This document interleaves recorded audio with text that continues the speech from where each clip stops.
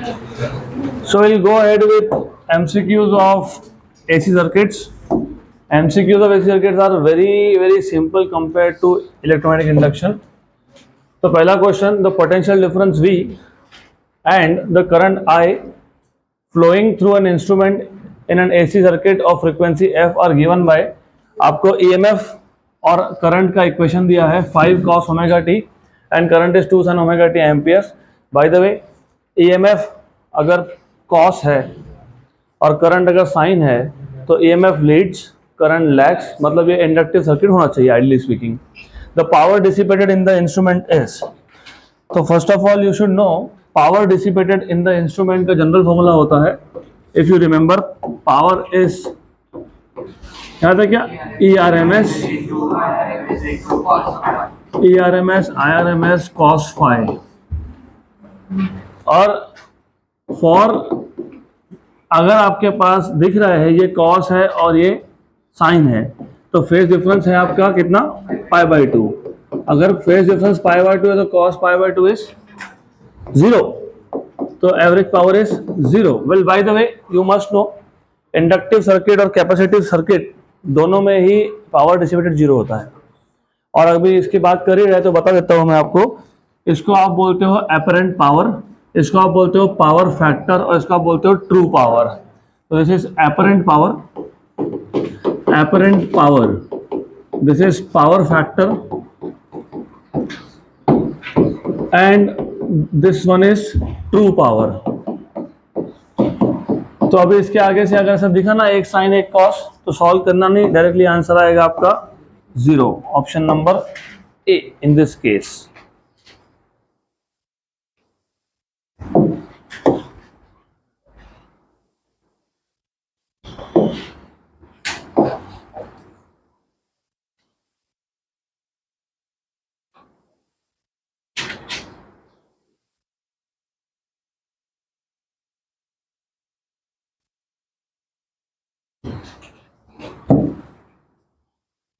चलो next question.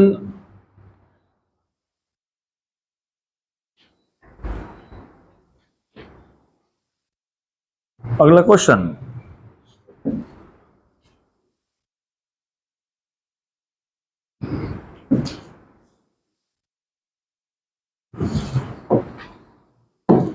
Question number 2. In an AC circuit V and I are given by, V आपको दिया है 100 sine 100 t और I दिया है 100 sine 100 t plus pi by 3. वापस पूछा है power dissipated in the circuit, वापस से वही formula, power dissipated basically is E R M S I R M S cos phi, same formula. How do you find out E R M S, A0 by root 2, peak value by root 2, और IRMS is I0 bye root 2, और cos of phase difference अगर देखोगे यहाँ पे sign है, यहाँ पे भी साइन है, लेकिन यहाँ पे 100t प्लस पाई बाई 3, तो फेज डिफरेंस कितना है, पाई बाई 3.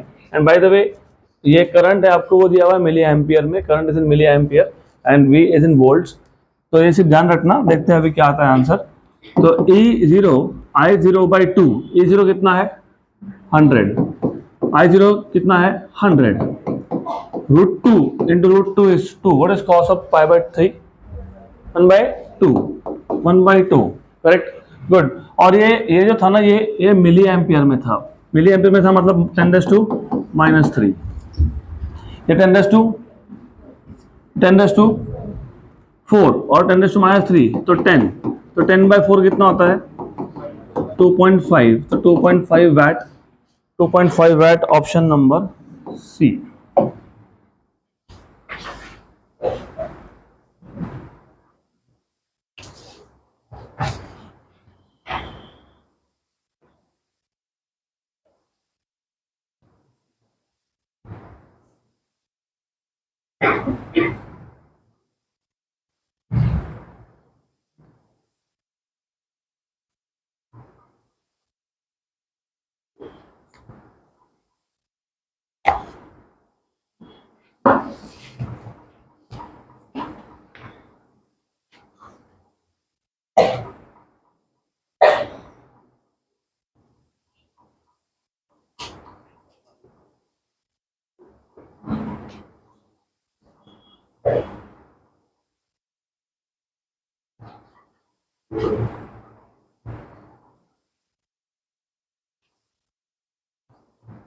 चलो next question.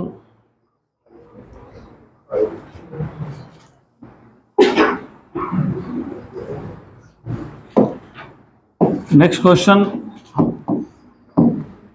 question number 3. Again a very simple question. The peak value of alternating EMF is EMF E is given by A0 cos omega t is 10 volt. तो क्या बोला है, peak value of alternating EMF E which is given by A0 cos omega t is 10 volt. मतलब peak value 10 है ऐसा बोलने की कोशिश है. Its frequency is 50 Hz. At time t equal to 1/600 second, the instantaneous EMF is. तो आपको instantaneous EMF पूछा है. You know what is the meaning of instantaneous EMF? EMF at a certain instant of time. तो ये जो formula होता है ना, E equal to E0 cos omega t या sin omega t, जिसमें t है उसको बोलते हैं instantaneous. तो आपको कुछ ज़्यादा कुछ स्पेशल बात पूछी नहीं है यहाँ पे, आपको सिर्फ पूछा है E की वैल्यू बताओ जब टाइम 1/600 होगा. तो E equal to E0 cos omega T. Good. अब ऐसा है E इक्वल टू E0 और पीक वैल्यू कितना दिया है, 10 दिया, 10. Yes. Cos of omega, omega तो पता नहीं, हमको पता है फ्रीक्वेंसी. पता है फ्रीक्वेंसी कितना है, 50.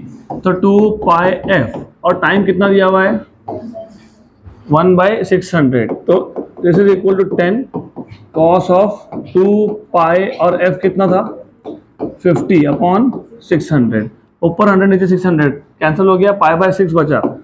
कॉस ऑफ π/6 कितना होता है, π/6 कॉस ऑफ 30 √3/2. तो आंसर आ जाएगा आपका 5√3 वोल्ट. तो 5√3 option B. Next question, question number 4. In an AC circuit, the instantaneous values of EMF and current are E equal to 200 sin of 314t. जब भी ओमेगा की वैल्यू 314 हो, मतलब 3.14 यूज करना पड़ेगा पाई कैंसिल करने के लिए.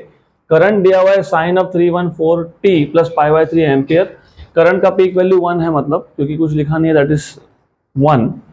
The average power consumed in watt. वापस से वही क्वेश्चन, एवरेज पावर का फॉर्मूला अभी आपको पता है, तो you know it is ERMS IRMS cos of phase difference cos of phi. ERMS आ जाएगा आपका E0/√2, IRMS आ जाएगा I0/√2 और कॉस ऑफ फेज डिफरेंस कितना था, π/3. वैसे जरूरत नहीं पड़ी हमको 314 की, कोई बात नहीं. E0 कितना है, 200. I0 कितना है, 1 upon 2. How much is that, 1/2. तो कितना हो गया, 50. तो 50 वैट. तो I will not give you time to write down this question, repeat ही हो रहा है. तो अगले क्वेश्चन पे जाएंगे अब. Next question, question number 5. If an AC main supply is given to be 220 volt, तो जो AC main supply है वो 220 वोल्ट का है. What would be the average EMF during a positive half cycle? Average EMF during a positive half cycle. वैसे भी हम averages half cycle पे ही करते हैं. और बाय द वे ये जो 220 वोल्ट ऐसा बोला है यहाँ पे, ये RMS वैल्यू होता है. जैसे हमारे घर में सप्लाई आता है 230 वोल्ट, वो होता है RMS वैल्यू ऑफ वोल्टेज. तो ये 220 वोल्ट RMS है. आपको पूछा है मीन वैल्यू. मीन वैल्यू का फॉर्मूला याद है, कल बताया था, 2/π E0. But do you remember what is ERMS? E0/√2. इसका मतलब E0 आ गया आपके पास √2 ERMS. ये सब्स्टिट्यूट कर दोगे तो आपको मीन वैल्यू और RMS वैल्यू को कनेक्ट करने के लिए फॉर्मूला मिल जाएगा. तो this is your formula for connecting E mean and ERMS. अब आपको ERMS की वैल्यू दी है 220, तो 2√2/π इंटू 220. अब यहाँ पे ना पाई को 22/7 कर लो, बेस्ट. 22/7 गया ऊपर. आपको आंसर न्यूमेरिक है ना, यस. 1 जा 10 जा 2√2, ये आ गया आपका 14. √2 1.414 इंटू 10 14 का स्क्वायर पता है, 196. तो आंसर इज 196 वोल्ट. 196 198 उसके आसपास आएगा. और नन ऑफ दिस है, लेकिन we are very close to 19. Next question, question number 6. An alternating current of frequency F is flowing in a circuit containing a resistance R and a choke L in series. The impedance of this circuit is, तो already मैंने theory बताया है लेकिन मैं वापस एक बार repeat कर देता हूँ just for your quick recap. तो you will basically go through around 7 to 8 types of AC circuits. एक circuit with only resistance, circuit with only inductance, circuit with only capacitor, LCR in series, 4 हो गए. उसके बाद LC 5. अभी LC में 2 होते हैं, एक LC ऑसिलेशन होता है, मैं उसकी बात नहीं कर रहा हूँ. LC ऑसिलेशन सर्किट में एक्सटर्नल सप्लाई नहीं होता है, सिर्फ L और C होता है. चार्ज कैपेसिटर को आप एक इंडक्टर के अक्रॉस पैरेलल में लगा देते हो. Charge capacitor stores electrical energy, मतलब इलेक्ट्रोस्टैटिक एनर्जी. जैसे तुमने की क्लोज किया तो capacitor starts discharging, electrostatic energy gets converted to magnetic energy. वो LC ऑसिलेशन होता है, मैं उसकी बात नहीं कर रहा हूँ. यहाँ पे LC they are in series and they are connected to supply. तो LC हो गया, उसके बाद हो गया आपका LR सर्किट और एक आएगा RC सर्किट. तो टोटल ऐसे 7-8 टाइप के सर्किट्स होते हैं. अब कौन सा सर्किट में कौन सा formula, I will just tell you कि ये पूरे चैप्टर में तीन इंपॉर्टेंट चीज है. 2 है फॉर्मूला और एक है डायग्राम. अब वो पूरा अच्छे से समझ लो. तो फर्स्ट ऑफ ऑल जब आप LCR सर्किट की बात करते हो, मैं LCR से स्टार्ट कर लेता हूँ. यू शुड रिमेंबर, हम लोग करंट के डायरेक्शन को हमेशा ही एक्स एक्सिस पे फिक्स कर देते हैं. अगर सर्किट में सिर्फ रेजिस्टेंस होता तो करंट और EMF will have no lead no lag, क्योंकि रेजिस्टिव सर्किट में लीड लैग होता ही नहीं है. इसका मतलब करंट और EMF का डायरेक्शन होता है सेम, लेकिन कौन सा EMF अक्रॉस रेजिस्टेंस. अगर इंडक्टर है तो इंडक्टर में EMF leads and current lags. तो ये है EMF अक्रॉस इंडक्टर. जिनको डायग्राम भी चाहिए साथ में मैं डायग्राम बता देता हूँ. हमारे पास एक इंडक्टर है, एक कैपेसिटर है और एक रजिस्टर है, और हमने यहाँ पे एक सोर्स लगाया है AC का. ये सप्लाई सोर्स है E. तो इंडक्टर के अक्रॉस ड्रॉप हो गया EL, कैपेसिटर के अक्रॉस हो गया EC और रेजिस्टेंस के अक्रॉस हो गया ER. और आपको ये भी पता होना चाहिए साथ में EL equal to IXL, where XL is called as inductive reactance, that is the resistance offered by inductor to AC current. EC is equal to IXC and ER equal to IR. बराबर, good. तो अभी याद रखना है. तो जो भी drop across capacitor होगा EC, वो यहाँ पे आएगा, क्योंकि in case of capacitive circuit EMF lags by π/2. ये आ गया EC. रेजिस्टेंस में no lead no lag, inductor में EMF लीड्स, कैपेसिटर में EMF लैग्स. अब इसके 2 केसेस बनते हैं. एक जिसमें EL की वैल्यू ज़्यादा होती है, EL की वैल्यू ज़्यादा होना मतलब XL की वैल्यू ज़्यादा होना इन शॉर्ट. और एक होता है जिसमें EC की वैल्यू ज़्यादा होती है. तो I will just take the first case where EL is greater than EC. इस केस में आपका रिजल्टेंट आता है यहाँ पे, क्योंकि बड़े वेक्टर में से छोटा वेक्टर माइनस कर रहे हो तो direction is of the big vector. तो EL माइनस EC. एक बार आपने EL माइनस EC लिख दिया तो EL और EC को भूल जाओ. तो you can just take this away from here, कोई प्रॉब्लम नहीं है. You just can remove this, right. मैं फिलहाल रख रहा हूँ but it is for you to understand. तो अभी 2 ही वेक्टर बचे, एक है ER और एक है EL माइनस EC. इनका जो रिजल्टेंट आएगा, final resultant, that is the resultant EMF. तो ये आपका आ गया रिजल्टेंट EMF E. अब ये और ये दीज आर द सेम, क्योंकि ये क्या है, पैरेलल है. तो अगर आप देख रहे हो, if you see this side is EL minus EC, this side is ER and this is E. तो ये पाइथागोरस थ्योरम अप्लाई कर लेना, क्योंकि ये राइट एंगल ट्राइंगल बन गया. तो you basically have E square equal to ER square plus EL minus EC का square. Then you know, if you remember, EMF is I into Z, E equal to IZ, और this is IR. मैंने यही चीज कल के lecture में बताई थी, बट मेरा लिखने का तरीका अलग था, अभी अलग है, कोई फर्क नहीं पड़ता how you want to write it down.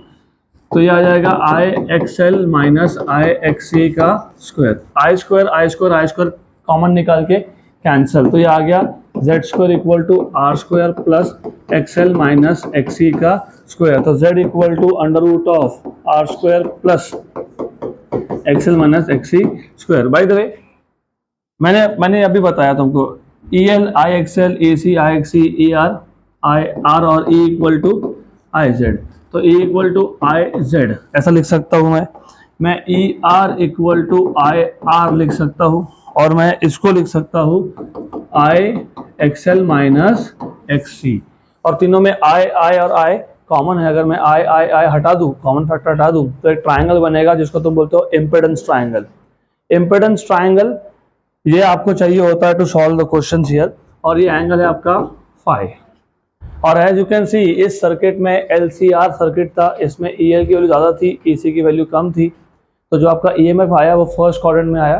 First quadrant में आना मतलब एंटी क्लॉकवाइज में आगे होना, एंटी क्लॉकवाइज में आगे होना मतलब ईएमएफ लीड करना और करंट लैग करना, करेक्ट। अभी कितना करंट लीड कर रहा है, कितना ईएमएफ लीड कर रहा है, उसके लिए आपको फाई की वैल्यू फाइंड करनी होती है। तो just look at this triangle, you will see that, well by the way इसको impedance बोलते हैं। impedance is the total resistance offered by a circuit to AC current। resistance, reactance सब मिला के जितना total resistance हो उसको क्या बोलते हो, impedance। तो impedance is the total resistance offered by a circuit to AC। तो अभी याद रखना ये। और tan phi देखो, ये एक फॉर्मूला, ये एक डायग्राम और वो एक फॉर्मूला, डन, खत्म, इसके ऊपर कुछ नहीं लगता। What is tan? Opposite upon adjacent, तो XL minus XC upon R, खत्म। अगर आपको इतना पता होता तो अभी इस टाइप के जितने भी सर्किट आएंगे सारे क्वेश्चन डायरेक्टली सॉल्व होंगे। अब देखो क्या बोला है, अब थोड़ा सा और आगे जाता हूं। अब इसमें सर्किट में जब बताया ना मैंने, अलग अलग वैरायटी के सर्किट्स होते हैं। कोई सर्किट ऐसा हो सकता है जिसमें कैपेसिटेंस है ही नहीं, तो वो होगा एलआर सर्किट। अगर कैपेसिटर नहीं है तो ये एसी का पार्ट नहीं है, सिर्फ ऊपर आपका ईएल आएगा, तो रिजल्टेंट फिर भी यहीं पे आने वाला है आपका, मोर और लेस, करेक्ट। और अगर आपके पास सी नहीं है तो ईसी नहीं है, मतलब एक्ससी नहीं है, तो आप इक्वेशन में सिर्फ एक्स सी को गायब कर दोगे तो क्या आएगा, Z equal to under root of R square plus XL square. तो अब ये बताओ कौन से टाइप का सर्किट है, कौन सा है, LR.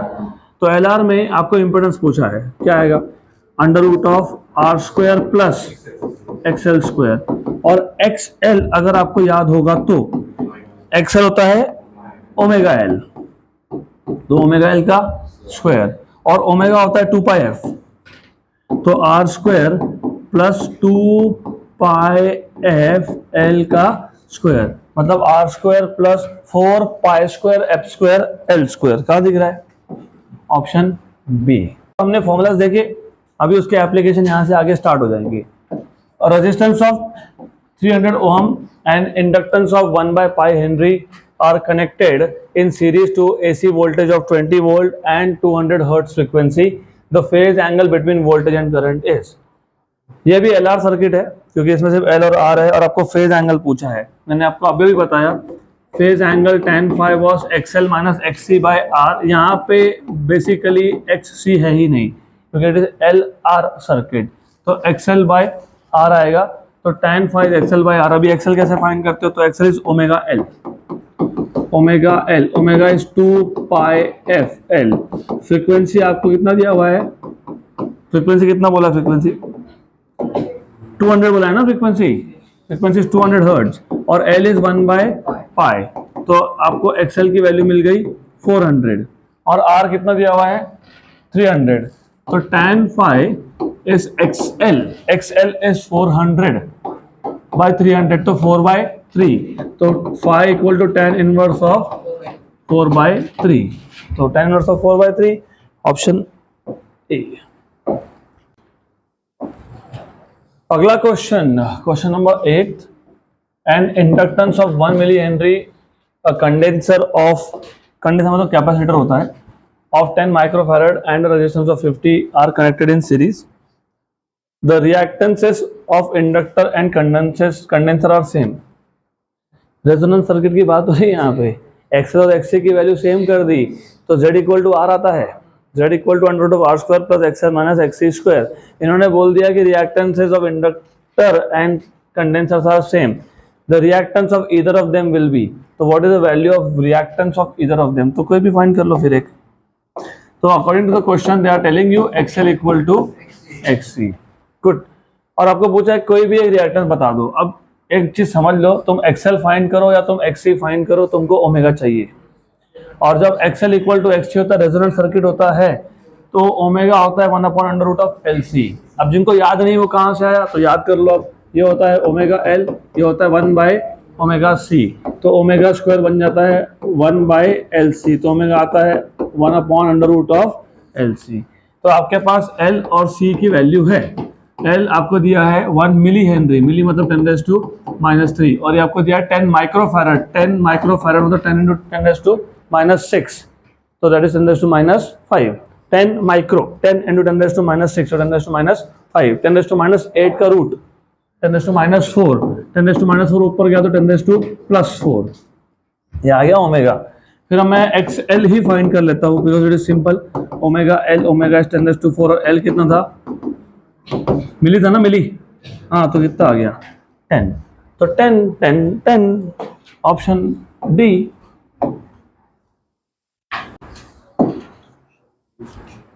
Next question, question number 9। Alternating voltage E equal to 200√2 sine of 100t is connected to 1 microfarad capacitor। हमारे पास एक अल्टरनेटिंग वोल्टेज सोर्स है, हमने एक कैपेसिटर के अक्रॉस कनेक्ट कर दिया थ्रू एन एसी एमीटर। तो कैपेसिटर सोर्स और एक एसी एमीटर है। The reading of the ammeter shall be, आपको पहले तो ये पता होना चाहिए एमीटर या वोल्ट मीटर ये आपको आरएमएस वैल्यू देते हैं। अगर ये पता होगा तो ये क्वेश्चन सॉल्व होगा। तो अभी याद कर लो, वोल्ट मीटर हो या फिर वो एमीटर हो, they give you RMS value. तो आपको पता है ohm's law, V equal to IR, तो I equal to V/R। I RMS equal to E RMS by I RMS equal to E RMS by Z। V equal to IR वो DC circuit में होता है, E equal to IZ ये AC circuit में होता है, तो I equal to E/Z। लेकिन ये आपके पास जो सर्किट था ये प्योरली कैपेसिटिव था, तो Z की जगह पे आएगा सिर्फ XC। डन। अब ERMS कैसे निकालते हो, तो अभी पता है आपको, E0/√2, तो पीक वैल्यू बाय √2 और XC होता है 1/ωc, 1/ωc हो गया ऊपर। E0 की वैल्यू कितनी है, 200√2 और ये T के साथ जो नंबर होता है ना ये ओमेगा होता है। क्या होता है ये, ओमेगा। तो ये ओमेगा इज 100 और कैपेसिटेंस कितना है 1 माइक्रोफैरड मतलब 10⁻⁻⁶। तो ये हो गया कैंसिल, ये 200 के 10⁻² और 100 के 10⁻² और 10⁻⁻⁶, तो 10⁻⁻², तो 2 × 10⁻⁻² मतलब 0.02 एम्पियर, या फिर मिली एम्पियर में 20 आ जाएगा। मिली एम्पियर में बोला है तो 20 × 10⁻³ हो जाएगा वो। मिली एम्पियर में 20 × 10⁻³ मतलब 20 मिली एम्पियर हो जाएगा ये, तो 20 milli ampere, option B. Next question, question number 10। An inductive circuit consist, an inductive circuit मतलब बता ही दिया कि कौन लीड कौन लैग होने वाला है। कंसिस्ट या contains a resistance of 10 ohm and inductance of 2 Henry. If an AC voltage of 120 volt and frequency of 60 Hz is applied to this circuit, the current in the circuit would be nearly, ये भी simple question है, current in the circuit would be nearly, how do you find out current? वही same IRMS equal to ERMS upon Z। Z होगा ना, हाँ, यहाँ पे जो Z है वो क्या है, नहीं है, √R² प्लस XL² है। क्लियरली बोला है, रेजिस्टेंस भी है सर्किट में, क्लियरली मेंशन किया रेजिस्टेंस है सर्किट में। रेजिस्टेंस तो लीड लैग प्रोड्यूस करेगा ही नहीं, प्रोड्यूस करता है लीड लैग कौन, इंडक्टर। तो ईएमएफ लीड करता है, जिस सर्किट में ईएमएफ लीड करता है उसको इंडक्टिव सर्किट ही बोलते हैं, रेजिस्टेंस हो तो भी वही बोलते हैं। और अगर कैपेसिटर हो तो उसको कैपेसिटिव सर्किट बोलते हैं, इवन इफ रेजिस्टेंस प्रेजेंट। तो यू हैव टू अंडरस्टैंड कि Z यहाँ पे आएगा √R² प्लस XL²। ERMS ये जो वैल्यू है ना, ये क्या होता है, वो RMS ही होता है। तो डायरेक्टली आपको 120 दे दिया, under root of R square, resistance कितना दिया है 10 स्क्वायर, और आपको XL अलग से फाइंड करना पड़ेगा, तो वो फाइंड कर लेते हैं। So let us find out XL first. XL is omega L, omega is 2 pi f L 2 pi f, f शायद 60 दिया हुआ है if I remember correctly, yes, और L की वैल्यू है 2 into 2, बराबर, गुड। तो अभी देखो कैसा है आंसर में पाई दिख रहा है क्या, नहीं दिख रहा ना, तो एक काम करना, पहले इसको रफ कैलकुलेशन कर लेना। 2 into 2 पाई 4 पाई, 4 पाई होता है 12.5, कितना होता है 12.5 इंटू 60 करना है, मतलब 12.5 इंटू 60 मतलब 125 इंटू 6, 125 का डबल कितना 250 इंटू 3 750, तो this is 750। How much is this 750, करके देख लो, मैं आपको बता देता हूँ। You just to verify if I am what I am saying is correct, मैं एग्जैक्ट करूंगा, ये कैलकुलेशन मेरा अप्रोक्सीमेट है, मैं एग्जैक्ट कर रहा हूँ। तो 2 इंटू 2 4 इंटू पाई 3.14 इंटू 60 753, मैंने 750 बोला तो 753, मैं 750 रखूंगा उसको, तो 750 मतलब 75 इंटू 10 का स्क्वायर, ओके, 120 अपॉन 10 स्क्वायर, और 10 स्क्वायर कॉमन और रूट के बाहर, तो 10 बाहर आ गया, 1 प्लस 75 दैट इज 76, तो ये और ये हो गया cancel, root of 76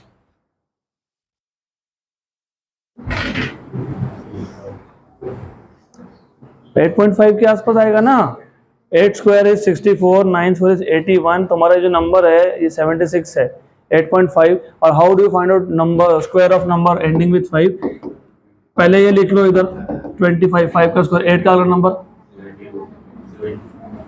number 9, 8 into 9 72, अगर 8.5 होगा तो ये 72.25, तो रफली स्पीकिंग अप्रोक्सीमेटली बोल रहा हूं मैं, ये अप्रोक्सीमेटली कितना आएगा 8.5, 8.5 1 जाए 8.5 2 जाए 17, 12 है यहाँ पे, तो आंसर 1 और 1.5 के बीच में कहीं तो होना चाहिए, है ही नहीं, तो कैलकुलेशन चेक करने पड़ेंगे हमको, तो 1 पॉइंट समथिंग आना चाहिए था, तो 0.16 क्यों आ रहा है इनका, तो कैलकुलेशन देख लेते हैं। 120 वोल्ट था, आर स्क्वायर 10 ओम है, 10 ओम है, ओमेगा 2 पे एफ 60 हर्ट्ज है, 60 हर्ट्ज का फ्रीक्वेंसी भी करेक्ट है, into L is 2 is also correct, 750 भी करेक्ट, 10 स्क्वायर मैंने कॉमन निकाल लिया, उसको बाहर निकाल लिया, 10 हो गया, 1 प्लस 75 का स्क्वायर है, ये इधर गलती कर दी ना, मैंने क्या किया, मैंने 10 तो निकाल लिया कॉमन, इधर क्या बचा 1, इधर 75 का स्क्वायर, व्हाट इज 75 स्क्वायर, अभी तो बताया कैसे करते हो, 56 25, अभी एक बार बताओ, ओशन में जाके एक बूंद पानी डाल दिया तो क्या फर्क पड़ता है, नहीं ना, तो 5625 में 1 ऐड किया तो कोई फर्क नहीं पड़ता है, उसको क्या मान लेंगे 75, तो 12/75, सही है, 12/75, 12 का टेबल तो सबको पता ही होगा, पता है ना, व्हाट इज 12 6 72, तो 1 and 6 1/6 पता, सबको पता होना चाहिए, नहीं पता कोई बात नहीं, चलो ध्यान दो, if you don't know something no problem, but you should know now, अगर डायरेक्टली नहीं करता था तो बोल रहा हूं मैं, ये 0.5 होता है और ये 0.33 होता है, अभी 5 3 15 ये सबको पता है, बराबर, तो हमारा आंसर 0.15 के आसपास आएगा, option B, done. Next question number 11th, if resistance of 100 ohm, inductance of 0.5 Henry and capacitance of 10 microfarad, 10 into 10⁻⁶ farad are connected in series through 50 hertz AC supply, impedance is, joke question है, joke, impedance is under root of R square plus XL minus XC square, तो पहले मैं R square तो पता ही है मेरे को, मैं XL माइनस XC निकाल लेता हूँ, XL minus XC I direct do calculations, क्योंकि यू नो दैट, चलो ठीक है, अलग अलग कर दो कोई बात नहीं, तो फिर कैलकुलेशन में गड़बड़ हो जाएगी, this is equal to omega L omega S 2 pi F L. 2 pi F frequency is 50 और एल की वैल्यू दी हुई है आपको, एल की वैल्यू इज 0.5। देखो ये 100 है, 100 इंटू पाई होता है 314। 100 पाई 3.14, 314 और 0.5 इज हाफ, तो 157। तो ये 157 ओहम आ गया। उसके बाद एक्स सी इज बेसिकली 1/ओमेगा C, 1/2 pi F C, 1/2 pi 50 into 10⁻⁻5, 10 into 10⁻⁻6 10⁻�5। ये 100, ये 100 और ये 10⁻⁻5, 10⁻⁻3 ऊपर जाके +3, 10⁻+3 मतलब 100 इंटू 10। 1/पाई होता है 0.318, कितना होता है 0.318। तो अच्छा हो गया हमारे लिए, इंटू 1000 ही है सीधा सीधा, चलो गुड, इंटू 1000 ही है, सही है। तो 318, तो ये आ गया 318। तो आपको XL और XC की वैल्यू मिल गई। अब सब्स्टिट्यूट कर देंगे तो Z इक्वल टू रेजिस्टेंस शायद 100 था ना, 100 का स्क्वायर मतलब 10⁻4। XL कितना आया, XL 157 माइनस 318, और कोई फर्क नहीं पड़ता। हाँ, ये वैल्यू देख के समझ में आ गया होगा कि XC ज्यादा है XL कम है, तो ये कैपेसिटिव सर्किट है। लेकिन ये क्योंकि स्क्वायर है ना तो कोई फर्क नहीं पड़ता है, तो कैसे भी लिखो। What is 318 minus 157? 161। तो 10⁻4 प्लस 161 का स्क्वायर। अभी इसको कैसे सॉल्व करना, फिर देखो, लुक हियर, ऑप्शन तो ठीक है, ऑप्शन कैलकुलेशन कैसे करना वो देख लो पहले। ये जो 161 है ना, इसको 160 लिख सकते हैं ना। इस 160 को 16 इंटू 10 लिख सकता है, यस। तो 10⁻4 को मैं 10 के स्क्वायर का स्क्वायर लिख सकता हूँ, और इसको लिख सकता हूँ 16 इंटू 10 का स्क्वायर।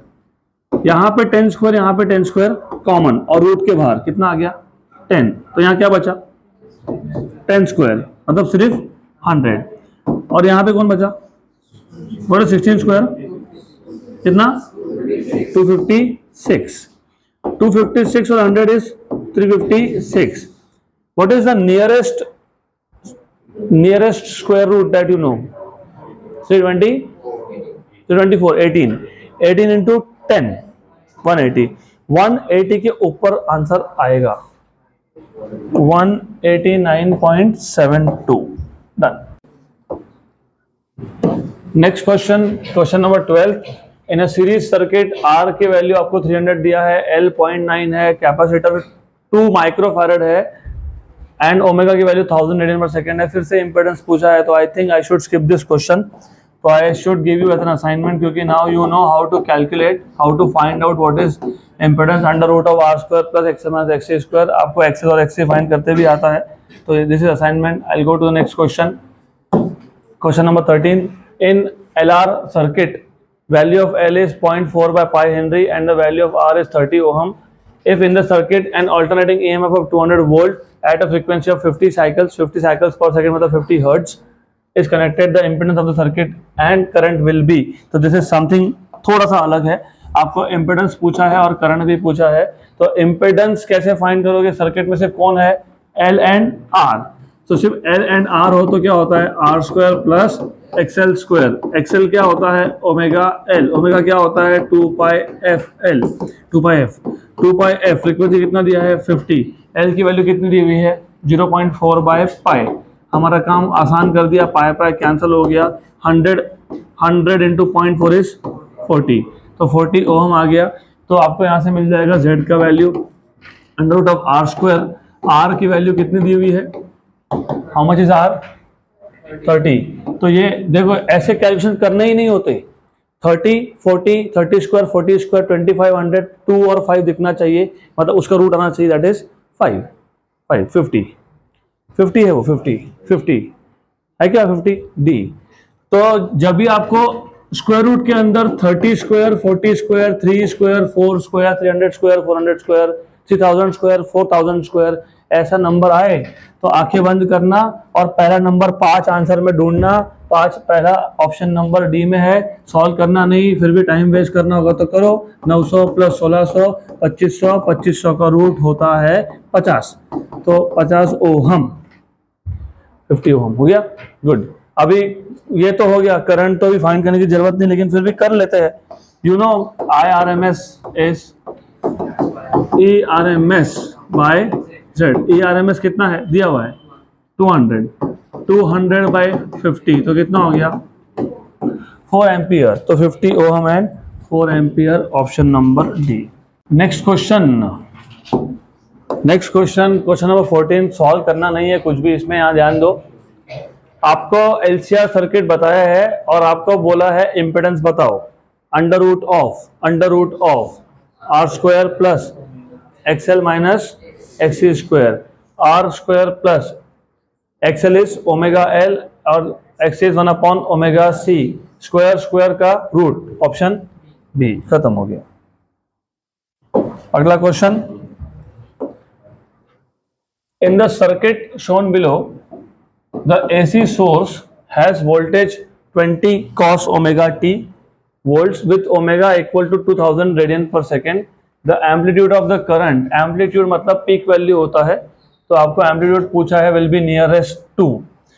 peak value find करने के लिए आपको peak value चाहिए करंट का, तो peak value find करने के लिए जैसे तुम लिखते हो ना IRMS equal to ERMS by Z, वैसे आप लिख सकते हो I0 equal to E0 by Z, क्योंकि IRMS ERMS, what is IRMS? E0 by √2, I0 by √2, E0 by √2 हो गया। हाँ तो डायरेक्ट लिख देना। फिर पीक वैल्यू दिया है कि आपको यहाँ पे वोल्टेज का 20 है, तो आपको E0 पता है, आपको क्या चाहिए इम्पेडेंस। इम्पेडेंस Z आप फाइंड करोगे, वापस से same formula R square plus XL minus XC square. सिर्फ इसमें ना R आपको यहाँ डायग्राम से देखना है आपको, तो बताओ अभी C तो मिल गया, L भी मिल गया, R क्या है, रेजिस्टेंस क्या है, कितना है 10, क्योंकि ये दोनों सीरीज में जाते हैं, तो 6 and 4, वेरी गुड। तो रेजिस्टेंस 10 है, रेजिस्टेंस इज 10, और जानबूझ के दिया ऐसा क्योंकि बहुत बार क्या होता है ना, यहाँ देखते ही नहीं है, इधर 6 कर लेते हैं, खत्म। वो नहीं है, this and this are in series, parallel नहीं, सीरीज। क्यों?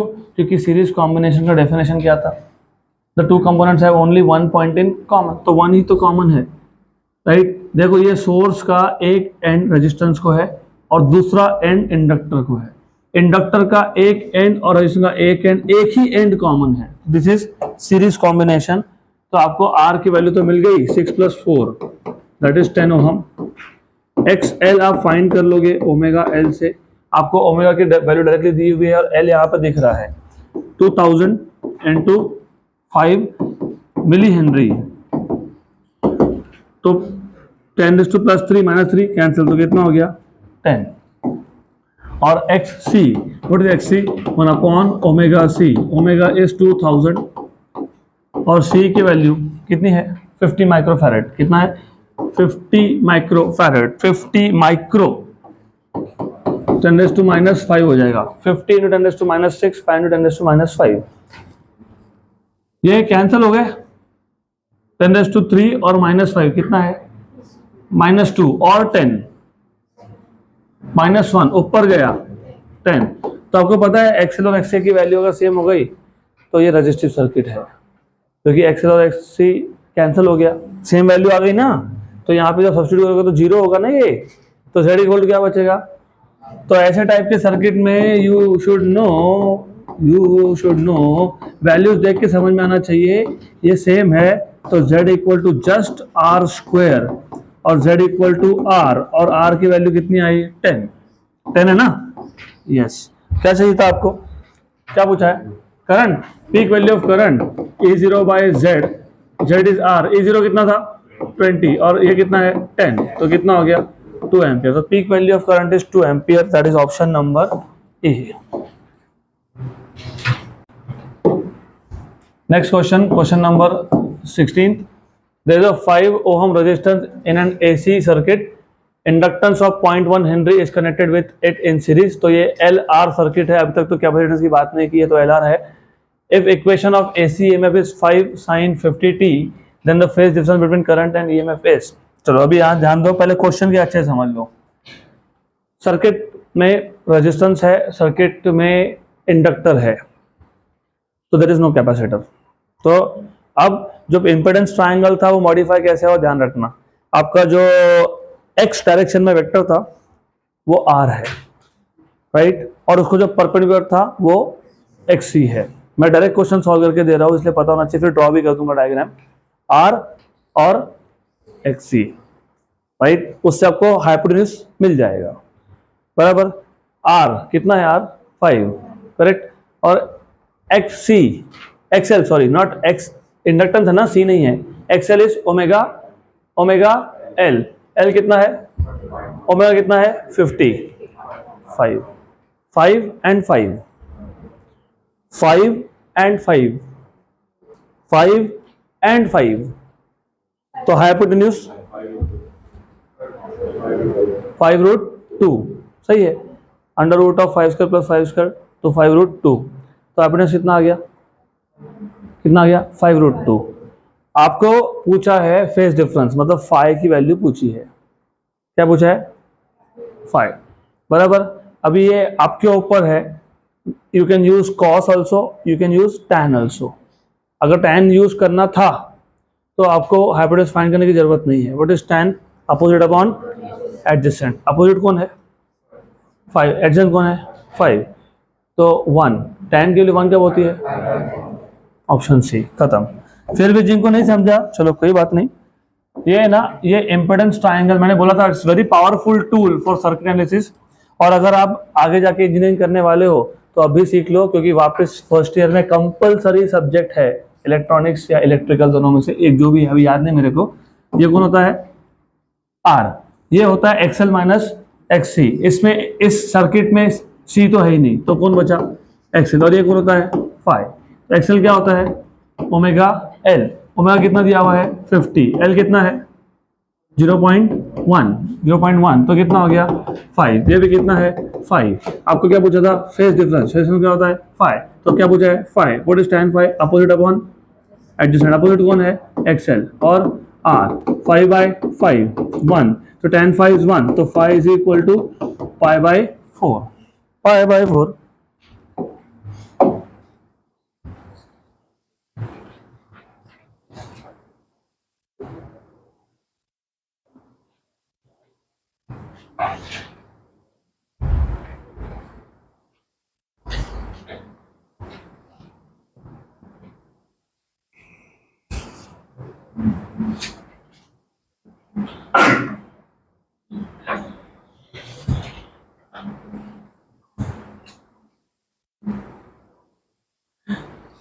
वैसे मैंने फिर ये निकालने के लिए क्यों बोला, उसका भी रीजन था, अगला क्वेश्चन में समझ में आएगा। कभी कभी पावर फैक्टर पूछ लेते हैं, what is power factor, cos phi, what is cos adjacent upon hypotenuse. तो अगर ये मुझे पता होता तो 5/5√2, तो फिर 1/√2 इज पावर फैक्टर।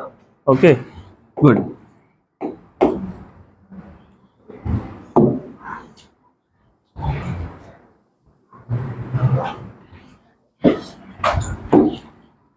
अगला क्वेश्चन, क्वेश्चन नंबर 17, मतलब 16 था ना, okay. An inductor of inductance L and resistor of resistance R are joined in series and connected by a source of frequency omega, power dissipated in the circuit is. चलो ये भी simple question है, it is exactly what we have done in the last question, ये अभी याद रखना, इसको भूलना नहीं, ओके। तो अभी ऐसा है, चलो ड्रॉ कर देता हूँ वापस से। कौन सा सर्किट है ये, इंडक्टिव, क्योंकि इसमें सिर्फ कौन कौन है, इंडक्टर और रेजिस्टेंस, तो ये R है, ये XL है, ओके। XL होता है ओमेगा L, ये Z होता है, कौन होता है Z, और Z होगा under root of R² plus XL square, तो Z आ जाएगा under root of R² plus omega square L square. और आपको पूछा क्या था, पावर डिसिपेटेड, पावर अगर याद होगा ERMS IRMS cos of phi, ERMS IRMS, okay. यहाँ पे आपको जो सोर्स वोल्टेज है लिखा तो नहीं है लेकिन क्या होगा V, क्या होगा वो V, क्या होगा वो V, तो V। या फिर एक काम और कर सकते हो, लुक एट द ऑप्शन। तुमको करंट कहीं भी दिख रहा है इसमें? नहीं ना, नहीं ना। तो पावर के मैं तुमको 3 फॉर्मूला बताए थे, एक था E इंटू आई, एक था E स्क्वायर बाय आर, एक था आई स्क्वायर आर। यहाँ पे कौन सा यूज करेंगे? E square by R. तो ये आई हटाओ और यहाँ पे लिख दो E स्क्वायर बाय आर, और cos फाई रहेगा ही। Well by the way DC circuits में cos फाई नहीं होता है, इसलिए वहां पे फॉर्मूला बनता है E I, E square by R, I square R. AC में हर जगह पे साथ में cos फाई लगने वाला है, सेम फॉर्मूला, सिर्फ एक्स्ट्रा पावर फैक्टर है यहाँ पे। ओके, E स्क्वायर मतलब V square by R, cos phi what is cos, adjacent side upon hypotenuse. Adjacent कौन है? आर, हाइपोटेन्यूज कौन है? Under root of R square plus omega square L square. X L मैंने already यहाँ पे लिख दिया, omega square L square, R R cancel, तो V square by root of R square plus omega square L square. कहाँ पे दिख रहा है? ऐसा है क्या? नहीं है? अरे रे रे, ऐसा नहीं होना चाहिए ना फिर। तो ऐसा मेरे को लग रहा है कि इनकी ऐसी कुछ तो गड़बड़ हुई होगी, इधर भी स्क्वायर होना चाहिए, होना चाहिए। कौन सा क्वेश्चन है ये? 17 या हाँ हाँ, तो एक ही बात है ना वो, ये वही तो लिखा मैंने। ये हाँ okay, yes sorry, very good, thank you. वो डीसी से एसी जब करने गया मैं, तो मैंने ना यहाँ पे Z नहीं लिखा। Very good. देखो डीसी में सिर्फ रेजिस्टेंस होता है, तो तुम लिखते हो E स्क्वायर बाय आर, यहाँ पे R नहीं लिखोगे, यहाँ लिखोगे Z। Thanks for the correction. What is cos phi? अभी फिलहाल ना cos फाई बताओ मेरे को। R अपॉन अरे R अपॉन Z आएगा ना, तो R upon Z। Thank you.